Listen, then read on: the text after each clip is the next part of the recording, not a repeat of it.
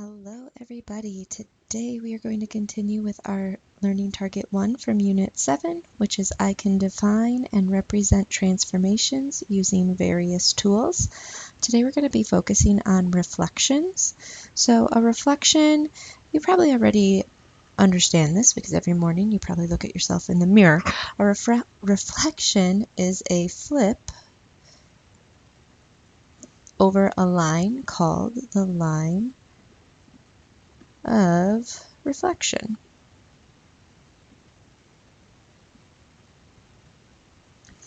And each point, its image and its image are the same distance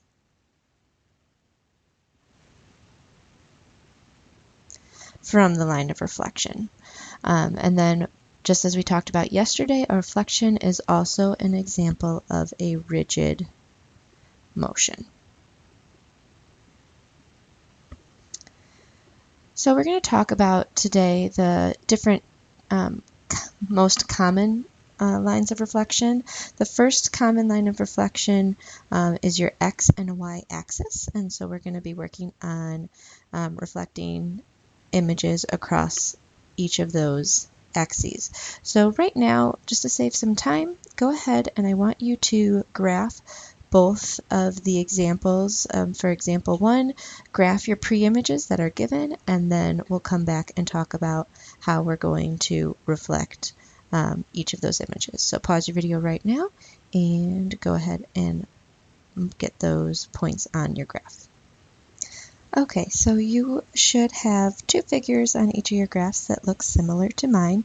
Make sure that you've labeled your points with the pre-image for the rectangle PQRS, and then for the second example, triangle ABC. So looking at rectangle PQRS, we want to reflect that pre-image across the y-axis.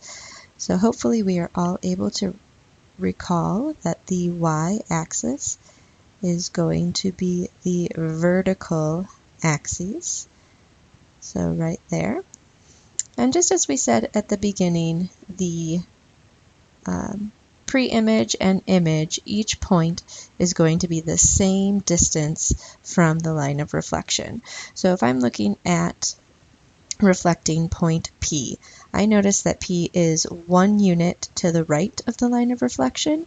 Therefore, the reflection, or line of reflection, so therefore the reflection of P is going to be 1 unit to the left of that line of reflection. So I'm going to label that point, and again, make sure that you include those tick marks to represent P prime, because that is a reflection of the pre-image point P. All right, so then if we look at pre-image point Q, that is 2 units to the right of the line of reflection. So therefore, the image of pre-image Q is going to be 2 units to the left of the line of reflection. And again, we will label that with our prime mark or our tick mark. And then you're going to do that same thing for the other values. So S is 1, 2, 3, 4, 5, 6, 7 units across or away from the y-axis. Therefore, the image of S will be 7 units to the left of the line of reflection or the y-axis. And then R, we can see, is 8 away from the y-axis to the right. So then the image of point R is going to be 8 units to the left of the line of reflection. And we should see that we have a congruent figure. Again, since this is a rigid motion, your figures should be congruent. And that's how we can see the reflection across the y-axis. You should notice, so for point P, the pre-image was at 1, 2, and the image across the y-axis is at -1, 2. So notice that the y value, when we reflect across the y-axis, stayed the same, and the x value went to the opposite. So in Q is at 2, 5. Without even looking at my graph, I can tell myself, or I can write down, that the image of Q is going to be at -2, 5. So again, the y stays the same with reflecting across the y-axis, and the x changes to the opposite. So for R was at 8, 3, so that would now be at -8, 3, and then S was at 7, 0, so that would now be at -7, 0. And if we cross-referenced our picture, we would definitely see that those points would match up. So if I want you to go ahead and try the second example really quickly and see if you are able to reflect triangle ABC across the x-axis. So again, make sure you're identifying the correct axes to reflect across. Okay, pause your video now, and I'll see you in just a moment. Okay, we are back. Hopefully you can compare your work and see that your images match up with mine. So if we were reflecting across the x-axis, our pre-image is going to be reflected down. And again, if you were able to kind of model after our first example, since when we are reflecting across the x-axis, you'll notice that the x's all stayed the same and the y's changed to the opposite values of what they were with our pre-image. So reflecting across the x and y axis hopefully is something that we feel pretty confident about. If not, we'll definitely have to practice that a little more. Example 2, sometimes you'll be asked to reflect in other vertical or horizontal lines, so beyond y equals, or the y-axis or the x-axis. And these you'll notice that our lines of reflection are listed as either x equals a number, or, I guess I don't have an example here, y equals a number. So you're going to want to locate those lines on the number line. Where a lot of people get confused is they think of x equals 4 as a horizontal line because our x-axis is horizontal. However, if we locate where are all the values of x when they are 4. So if I go on the x-axis, 4 would be 1, 2, 3, 4 right here. And that would be my point 4, 0. However, I could also have 4, 1, 4, 2, 4, -2, 4, -4. And notice all of those points actually create a vertical line. So when you have x equals a value, that line is actually going to be a horizontal line through the x-axis at that number. So I'm actually going to, well, so we can see that this is going to be our line of reflection here. And I'm actually going to just, again, and I hope this works out, I'm going to change this to y equals -1, just so that we can kind of see the difference and compare, and hopefully we have enough room on our graph to do this. So y equals -1, again, even though the y-axis is vertical, if I locate where are all of the values where y equals -1, well, y equals -1 on the y-axis here. However, we could also have 1, -1, we could have 3, -1, we could have -3, -1, and that actually creates a horizontal line. So our line of reflection would actually be a horizontal line when we're reflecting across y equals -1. So right now I'm going to pause the video again, go ahead and graph your pre-images, pause the video, and then we'll come back together and see how to reflect across this line of reflection. Okay, so looking at our examples, we're going to be following the same type of process that we did for our example 1. However, our line of reflection is just not an axis. So if I am reflecting point J, my pre-image J, I notice that that is 3 units to the left of the line of reflection. So the image of point J would be 3 units to the right of the line of reflection. And again, I'm going to label that with J prime, or with my tick mark. So K is 2 units to the left, so the image of K would be 2 units to the right. The pre-image L is 1 unit to the left, so the image of L would be 1 unit to the right. And again, making sure that you're labeling accurately. So my new point J is at 1, 2, 3, 4, 6, 7, -1. K would be at 6, 3, and L would be at, let's see, 5, -2. Again, notice that your Y values did not change. Your X values did because we were reflecting across X equals 4. However, your Y values did not change. So that is a little different from our previous example. Now, looking at our next one, and I actually am glad that I changed this to Y equals -1 so that we can see what happens when we have to reflect an image across a line of reflection when the image crosses that line of reflection and lands on that line of reflection. So if I'm reflecting the pre-image R, that is 1, 2, 3, 4 units above my line of reflection. So the image of R would be 4 units below, 1, 2, 3, 4. So my image R is there. S is 5 units above. 1, 2, 3, 4, 5. Therefore, the image of S would be 5 units below. 1, 2, 3, 4, 5. So the image of S.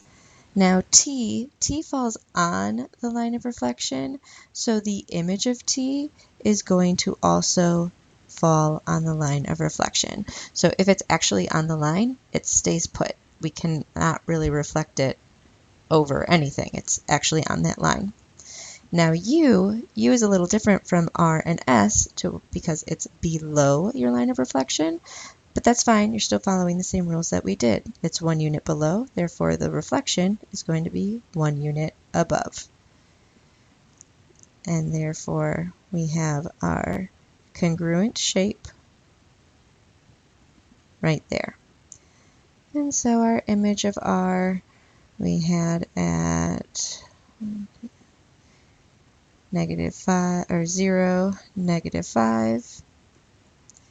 S was at 1, 2, 3, 4, 5. 1, 2, 3, 4, 5, 6. 5, -6. T was at 6, -1. It did not move because it's on the line of reflection. And U was at 0, 1. Oh, I'm sorry. 1, 0. Okay. Moving on. Sometimes we will be reflecting in the lines Y equals X or Y equals -X. So this one, to kind of understand, you need to think, so at what point, or what are the different points where Y is the exact same as X? So if I am creating this line at 0, 0, that is a point where the Y and the X are the exact same number.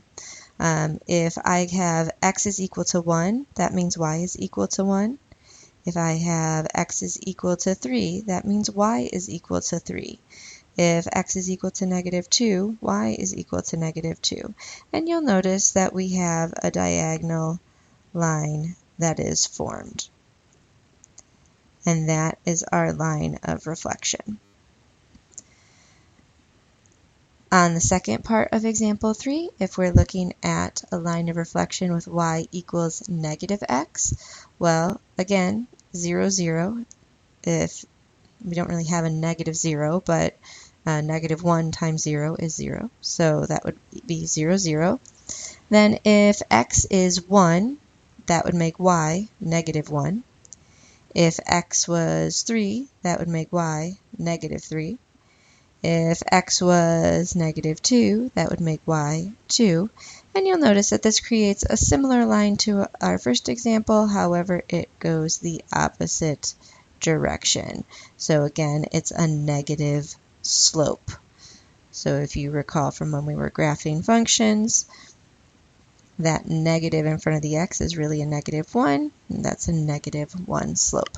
Okay, go ahead, graph your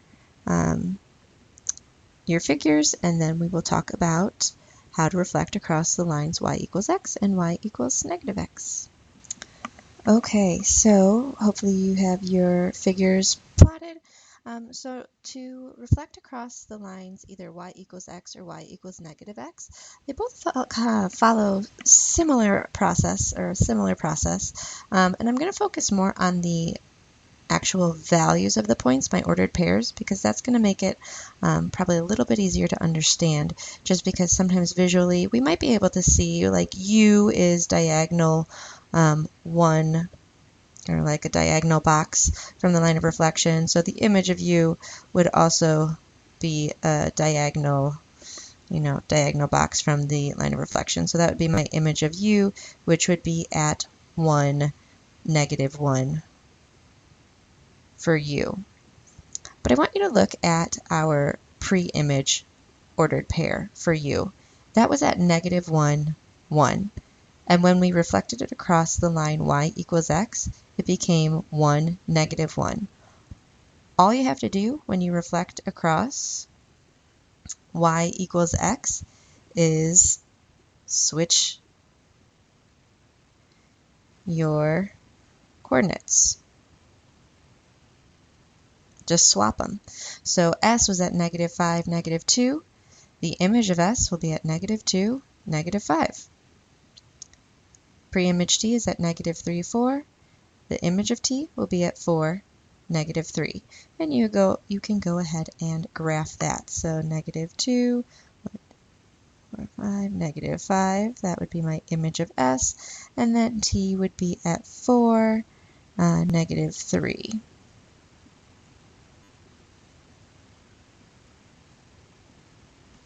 And we have our reflected image.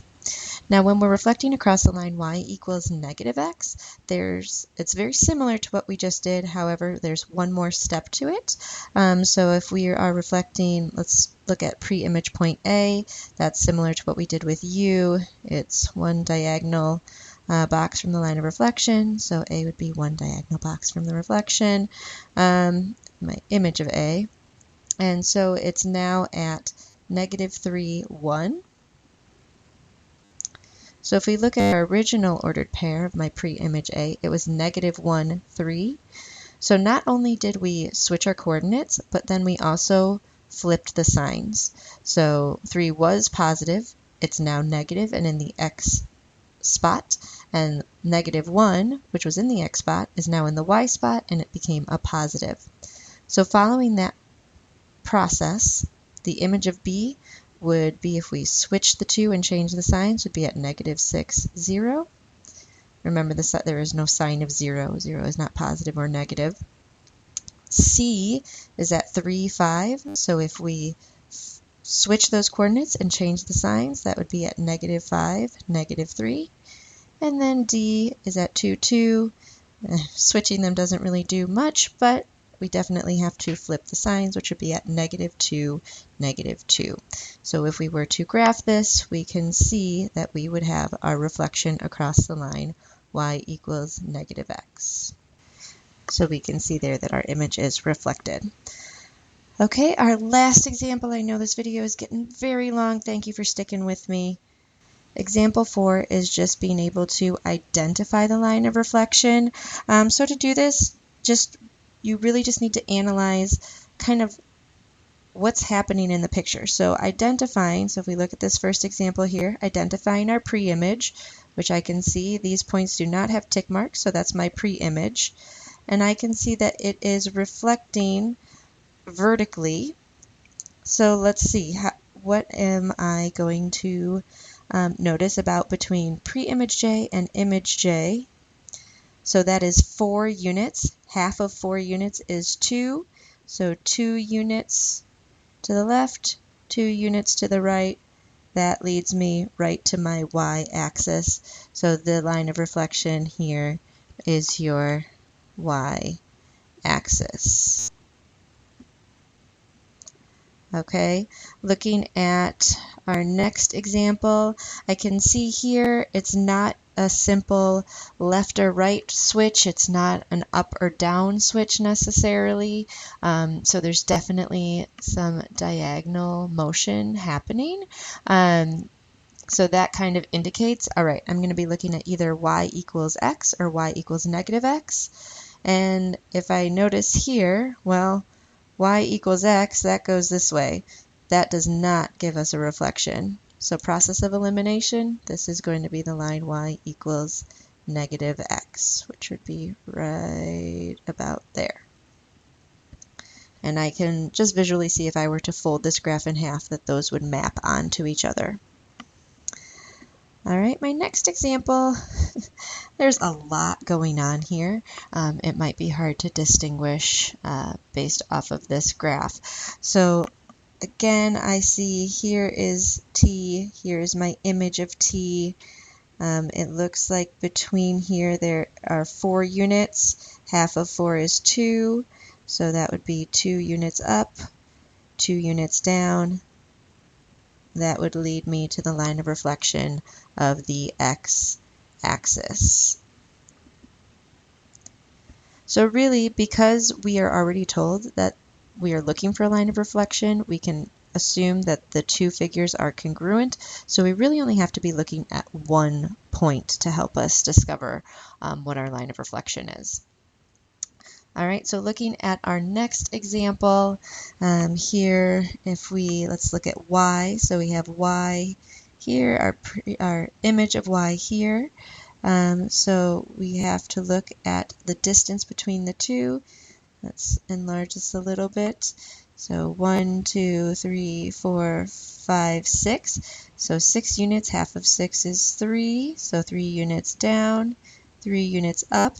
That leads us to this line right here, which notice that is not the x-axis. It is a horizontal line, which means that it's going to be the line y equals 1. Again, remember every point on that line is going to have a y value of 1, which is why that line is y equals 1. All right, go ahead, look at those last two on your own. I'm going to pause the video and then we'll check your work. Okay, looking at those last two, the first one was x equals negative 3, and then the last one was y equals x. I know we kind of sped up there at the end, so if you have any questions, make sure that you log into our Zoom office hours. I look forward to seeing you if you have any questions, or you can always email me. Make sure you go on to Delta Math. You have an assignment for your practice there. Make sure, too, that you are uploading your completed notes to Google Classroom and submitting those. A lot of people were forgetting to do that piece, and I can't give you credit unless I see that you've submitted it. So make sure that you are submitting your notes and then going on to Delta Math to complete the practice. All right, good luck. Sorry for the long video. I will try to keep it short next time. All right, talk to you later. Bye.